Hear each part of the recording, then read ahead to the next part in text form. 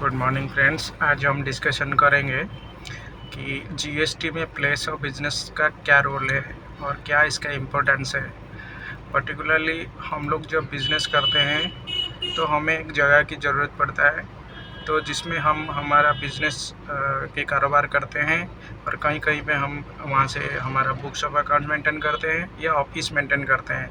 तो ये सब सारी जगह हमारा बिज़नेस का प्लेस बोला जाता है या प्लेस ऑफ बिज़नेस बोला जाता है ये जीएसटी में।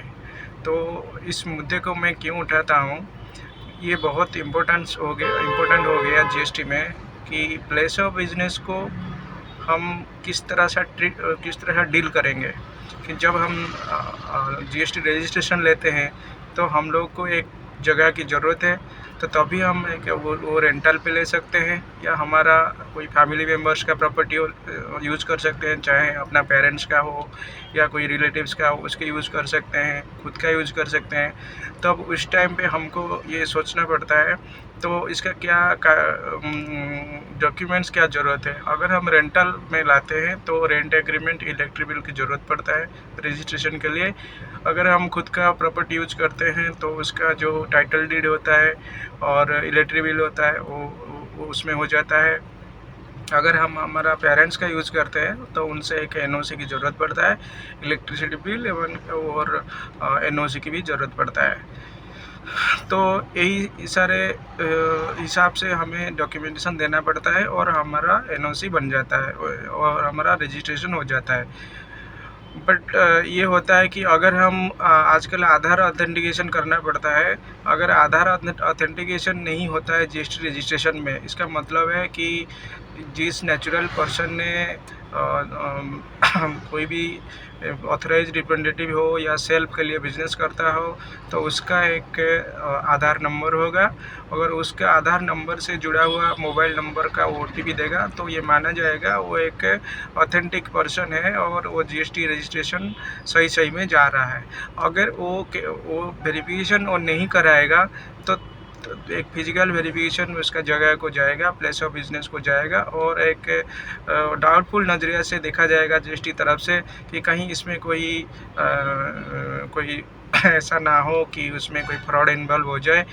तो इसलिए आपका आधार ऑथेंटिकेशन जो बहुत ज़रूरी है। तो ये तो हो गया हाँ क्या डॉक्यूमेंटेशन था और इस जगह के लिए और इस जगह का रजिस्ट्रेशन से हो गया। उसके बाद क्या करना है, उसके बाद ये करना है कि जो रेंट में हमने वो प्रॉपर्टी लिया तो उसको रेगुलरली रेंट पेमेंट करेंगे। किस में पेमेंट करेंगे ना, थ्रू बैंकिंग मोड पेमेंट करेंगे। अगर बैंकिंग मोड में पेमेंट नहीं करेंगे तो इससे इनकम टैक्स हमें फिर क्या करेगा, वो उसको खर्चा में नहीं मानेगा। तो खर्चा नहीं मानेगा तो फिर क्या हो जाएगा, उसमें हमें इनकम टैक्स पड़ जाएगा टैक्स देने के लिए। अगर वो 20,000 से ज़्यादा है वो रेंट तो उसमें क्या करना है, उसमें 10% का टीडीएस काट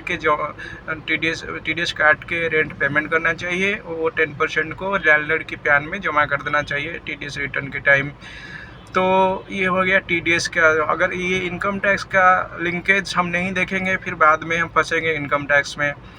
फिर क्या हो गया जीएसटी में और एक बात है जीएसटी में ये है कि अगर लैंडलॉर्ड ने जो बिल देता है या हमारा जो रेंटल आता है वो लैंडलॉर्ड का रेंटल बिजनेस है तो वो जीएसटी लगा के देता है तो ठीक है, उसको जीएसटी के साथ पेमेंट करेंगे। अगर वो बहुत 90% 99% ऐसा बहुत जगह होता है कि जीएसटी लगा के हम पेमेंट नहीं करते हैं तो हम लोग क्या करेंगे, उसमें जितना जीएसटी बनता है 18% वो जीएसटी हम खुद की हाथ से डायरेक्ट गवर्नमेंट को जमा करेंगे, उसका क्रेडिट हम क्लेम करेंगे।